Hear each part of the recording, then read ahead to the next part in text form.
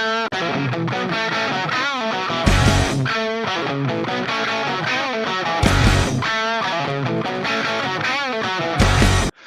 good morning, everybody. And you know what? As my good friend Bryce always says, you know what time it is. This is Thursday Morning Live. I'm glad that you're here this morning, and I'm excited about our guest and the conversation that we're going to have this morning. We're actually going to talk about entrepreneurship. We're going to talk about core values, intentionality. I always bring that message of intentionality out to you.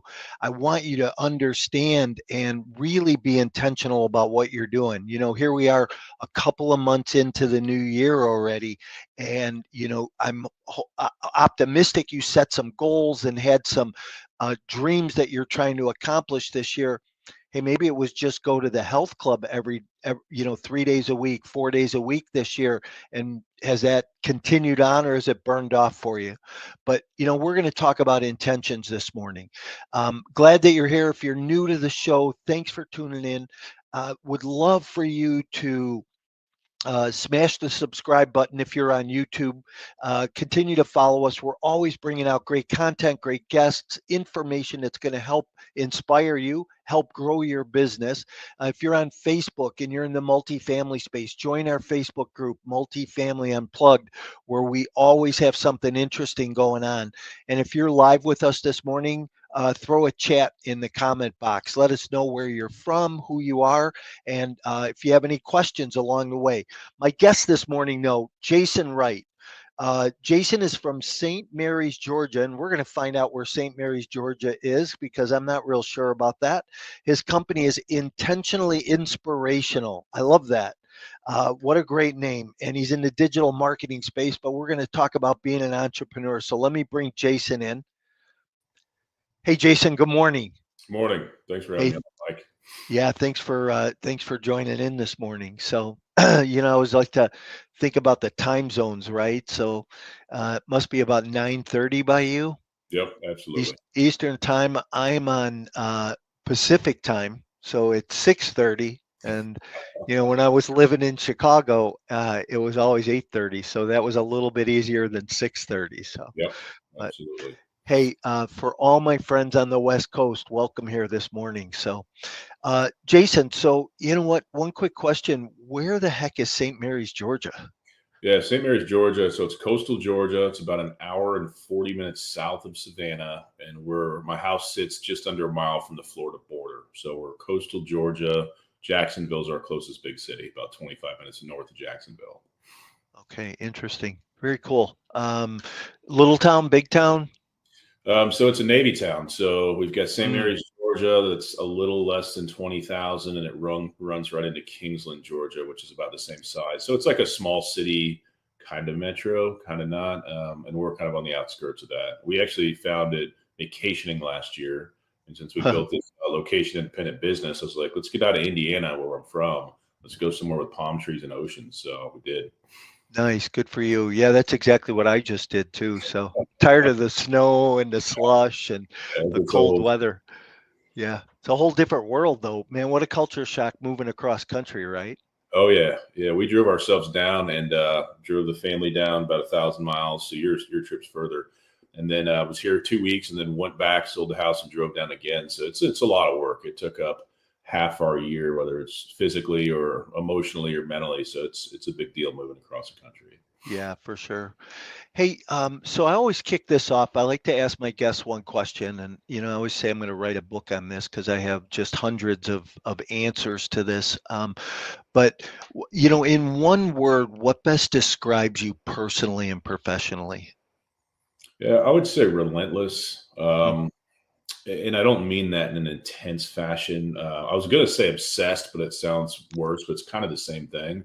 When I set my goal, when I set my sights on something, I just keep going till I get there. I don't have an off switch for that. I don't have the ability to stop. So that's why I said the word relentless, and hopefully this explanation makes sense. But it's in a good way. It's not in a creepy, crazy, weird way. But I think it allows me to get to the places that I want to go. Yeah, that's awesome. I love that. And I like the spin you put on it that it's not in a creepy, crazy way because there's those out there too. I, so hey, I'm a telemarketer just like anybody else, and some guys are just like way too relentless, over the Oh top. yeah, So yep, absolutely. talk about your history a little bit, and your business and what you're doing. Yeah, so the to go way back and kind of explain why I'm an entrepreneur from a quick level. When I was 14 years old. My passion in life was love fishing more than anything in the world. And I remember when the new Bass Pro catalog came out when I was 14. I was like, "Hey, mom, you gotta see these new lures and new poles and everything." And she's like, "We're not buying any more stuff." I was like, "What do you mean?" She's like, "You have more fishing tackle than anybody I've ever met. Like, we're done." And I was like, "I can't be done. Like, there's new stuff I need to get." She's like, "Well, you need to go earn your own money because I'm not willing to pay for it anymore." So that kind of started it for me. I went and cut 3 yards in my cul-de-sac, made 75 bucks a week with no bills, used all that for fishing tackle. So I got my first taste of entrepreneurship young. Fast forward, I was in corporate America about 7 years, had to quit twice to get out, but I just got tired of getting up early. I don't like getting up early. I don't generally take calls before 10:30. So you're the exception, buddy. Yeah. I wanted to be able to work from home and live wherever I wanted to. And those are some of the things that really drove me to get to where I'm at. And the path wasn't easy and it wasn't clear. But again, being relentless and saying, this is going to be important to me for the rest of my life until I get to the things I want, kind of allowed me to get here. So that story probably gives you some insights to how I'm wired for sure. Yeah. So what does your company do, Intentionally Inspirational? Yeah, so we're focused on the sales funnel online. We really help our clients with what we call the back end of the sales funnel. In other words, what happens after people join your email list. So we focused on nurturing leads, building pipelines so people can see kind of the customer journey. And our niche is real estate investors who need to raise capital for their syndications or their funds. So it's a very narrow niche, and we exclusively work within Active Campaign. Active Campaign is a software like HubSpot or Go High Level, so it's a CRM and a marketing automation tool. So we essentially created our own really narrow niche, and we've been doing that with that audience for a couple years now. So, I think the biggest question I always have, and I'm sure there's a lot of other people out there that have this same question, is your emails get lost in spam, in junk, in trash, Yeah, and how do you get your message to the consumer yeah, that, hey, when I bring a multifamily deal to the marketplace, yeah, and I'm trying to raise capital, and I send out 5,000 emails, but 4,200 of them go to spam, it's not helping me. yeah. And I'm just making this up, Jason, so I don't necessarily know that that's true, but Yeah. I use a CRM that, I have issues pretty often. Yeah. So I think this month especially, but a lot of the players, Google, Yahoo, et cetera, have now come out this month and said you've got to do some things with the DNS record of the email you're sending from to improve deliverability. And it's really to cut down on spam. So there's things that we do from the DNS record level to help with deliverability, but we also teach our clients don't rely just on email. Use text, use webinars, use social media. You've got to use these different tools for that reason, right? And not only for deliverability, but in some ways, people become numb to email because we all get so many every day. It's harder to stand out in email. It's much easier to stand out in text because text covers the screen of their phone and there's not near as much competition. So, um, yeah, there's some things that we teach for sure. We might not want to say that live on the air, though, Yeah. because then there might be more Well, competition. you know how it is. You can tell people exactly what you're doing, but 99% of people won't do anything about it. Absolutely, Give 100%. them the Always keys. been that way. Yeah, it still requires effort, and most.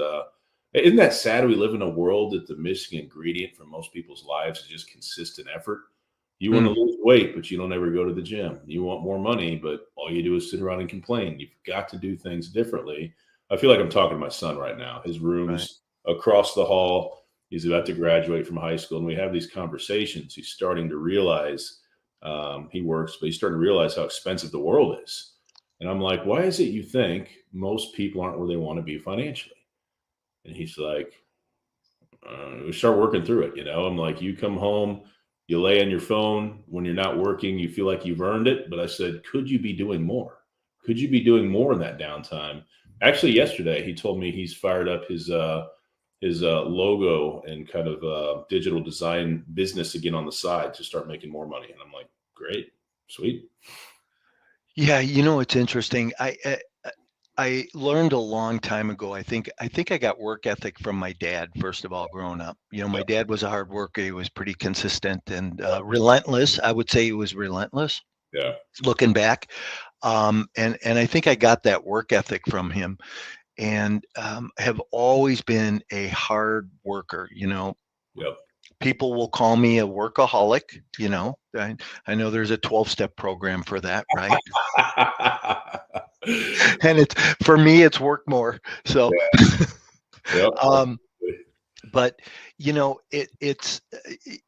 I remember, and I said this a minute ago. Hey, I'm in the marketing business, the telemarketing business, and I learned a long time ago that in order for me to sell real estate as a real estate agent, I needed to pick up the phone and call people. So Yeah. I made 20,000 dials a year, and I knew that got me 125 listings sold a year, and I had a very nice business as a result of that.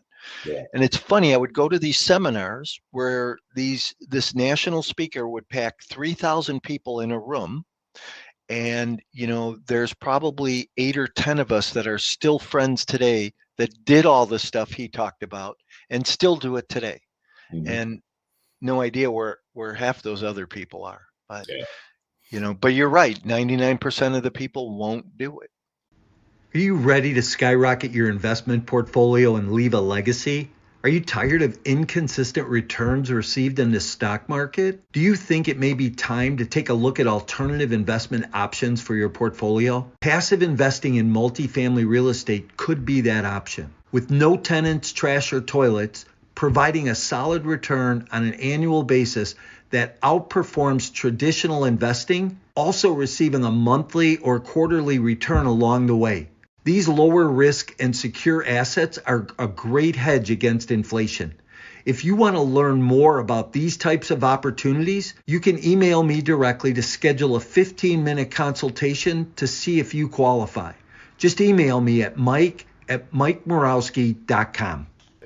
Yeah, and it's easy because I've been there where people struggle with I'm not worthy, or I'm not ready, or I'm not an expert in this or that, and they get in their heads so deep that it results in them taking no action. But literally, if I were to go back, so I've had this business a little over 8 years. If I were to go back and talk to me back then, I'd say, bro, here's the secret: just keep going. The timeline's unknown. Things can take a long time, or they can happen quickly. You'll have no idea. Just keep going; it'll be fine. Yeah, 100%. Yeah, just, don't give up. They say most small businesses, and, let's talk about entrepreneurship for a minute. Most small businesses fail in the first 5 years, Yep. right? Yep. And even a greater percentage in the first 3 years. Yep. So, I have a really good friend, Jason, and we've been friends for a number of years, and, he'll do something for a short period of time, go do something else, do something else for a short period of time, go do something else. And he wonders why he can't get anything going. Yeah. And I think it's that, being intentional, being consistent, being resilient, Yep. Um, I've got friends that way too. Every time you talk to them, you're like, what's going to be the new thing this time? And that's their personality. It's a bit of that shiny object syndrome / you're just not patient enough.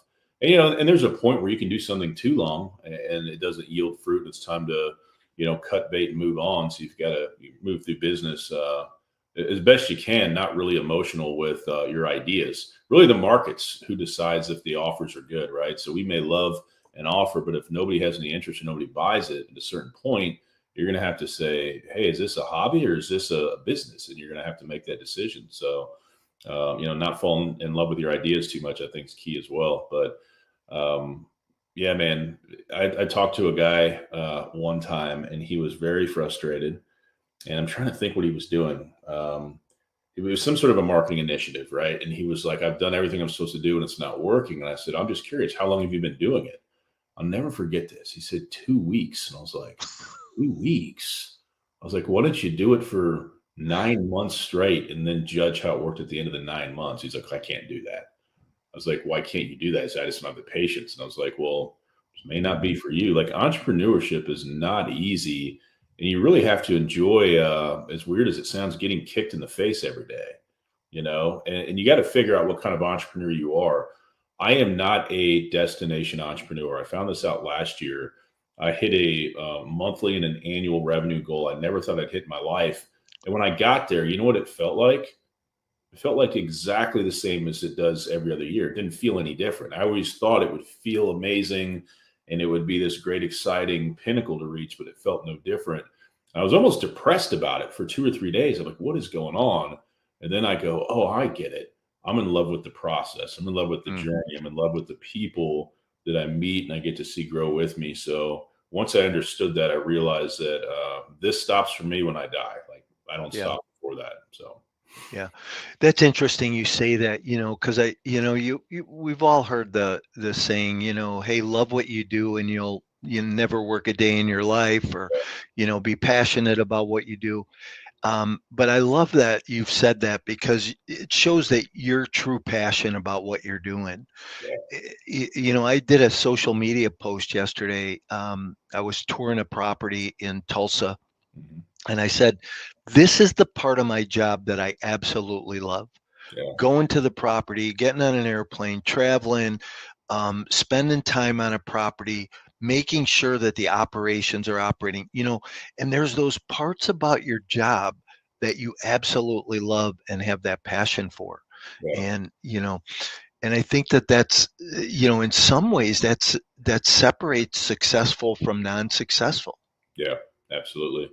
Yeah, I mean, because people can have a lot of money and still hate their lives. I mean, you and I probably both know a bunch of people that way. So life's too short to be miserable. So you've got to do things that you enjoy and do things that give you fulfillment for sure.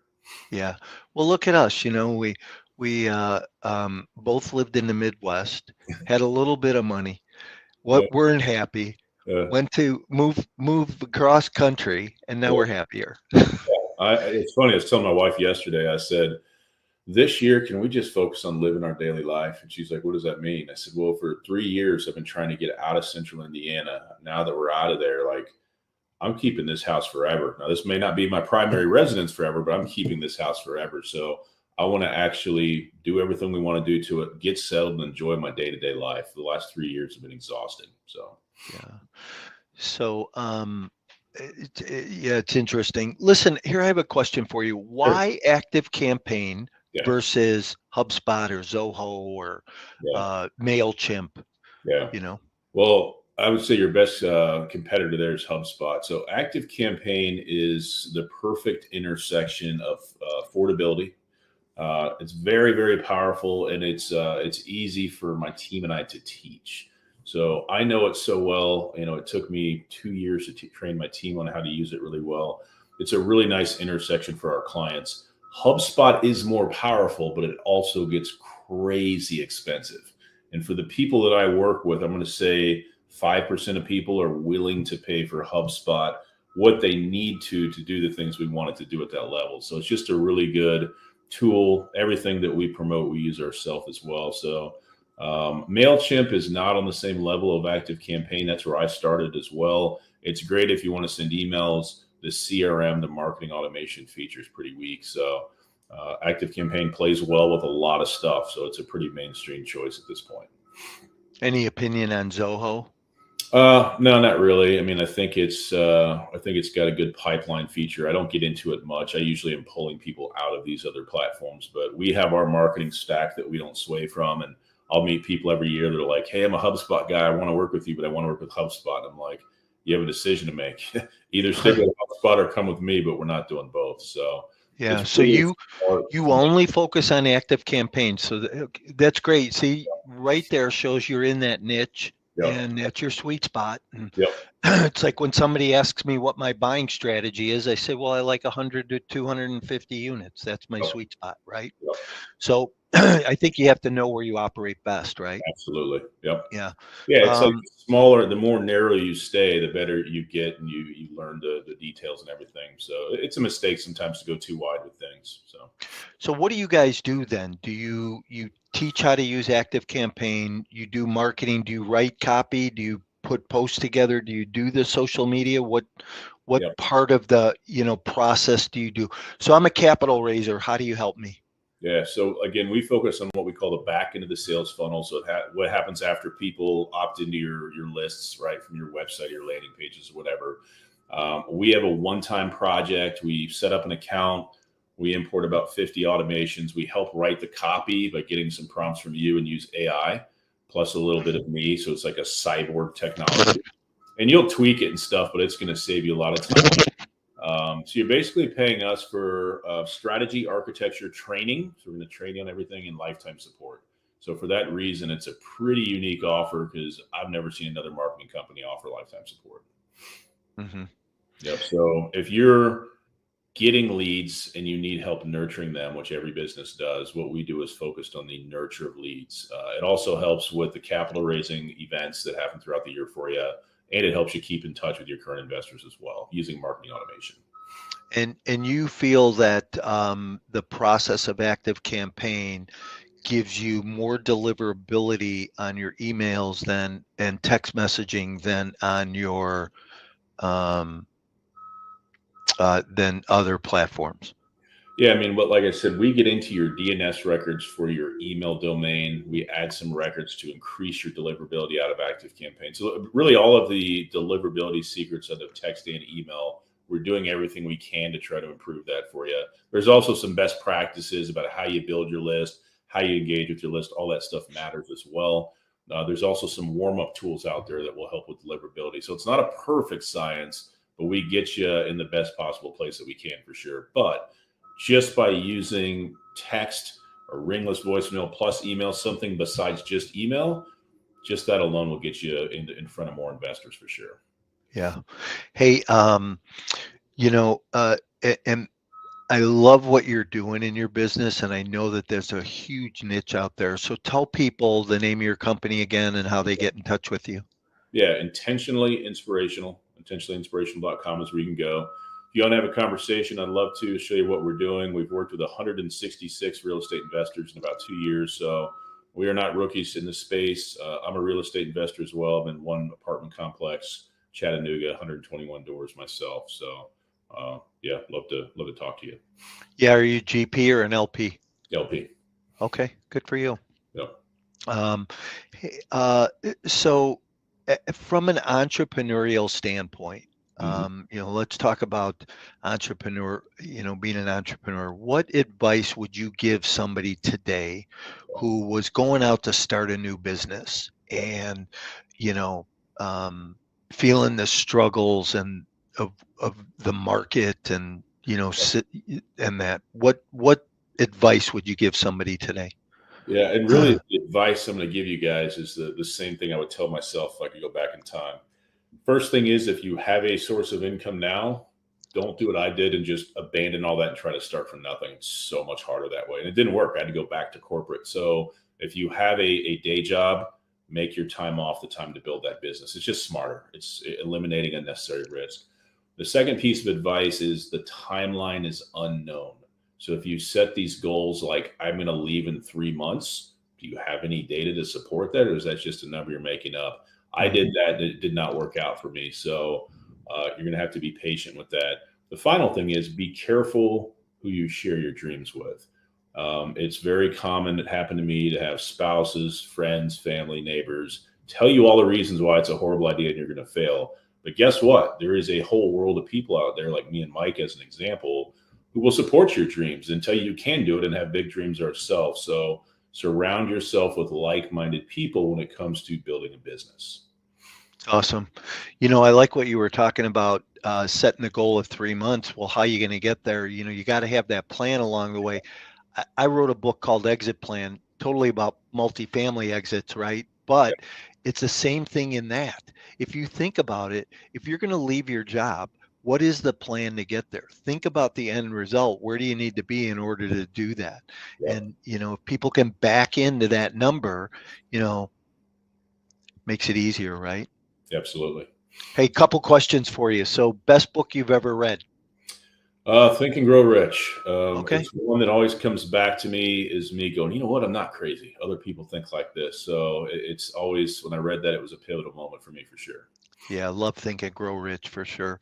So many good, worldly concepts in there. Yep. Just being intentional about your life and where Yep. you're headed, right? Absolutely. Okay, so now that you're living in Georgia, Mhm. best tourist attraction you've seen down there since you've been there? It's interesting. Depends what you want to do. If you like the beach, Amelia Island, Florida. If you like a little bit quieter beach, Jekyll Island. If you want something historic and cool, Savannah. Mm, All of them yeah, have great seafood too. yeah, love seafood. Never been to Savannah, but it's come up in conversation a lot here lately. So sounds Yeah. like you know. All right. Well, listen, I appreciate you being here this morning. Yeah. Any last comments or thoughts? Yeah, final thought I'll leave you all with is you've got something that you're working towards. It might be a this year goal, it might be a lifetime type of thing. Just keep going. Just keep Mm. going. You're going to have hard days. Start of this year hasn't been fun for me. We had a big win yesterday, which is nice, but you have to celebrate all the little wins. So just keep going, and it's okay to celebrate a win once in a while. Well, thank you. I appreciate you being on this morning. Tell people again, Jason, how they get a hold of you and how they should reach out to you. Yeah, if you want to have a conversation, intentionallyinspirational.com, or you can look us up on Facebook, YouTube, or LinkedIn as well. Perfect. Well, thank you. You have a wonderful day. And if I can do anything for you, don't hesitate. And listeners, we're here every Thursday morning. Have a different entrepreneur on talking about entrepreneurship, values, core intentions,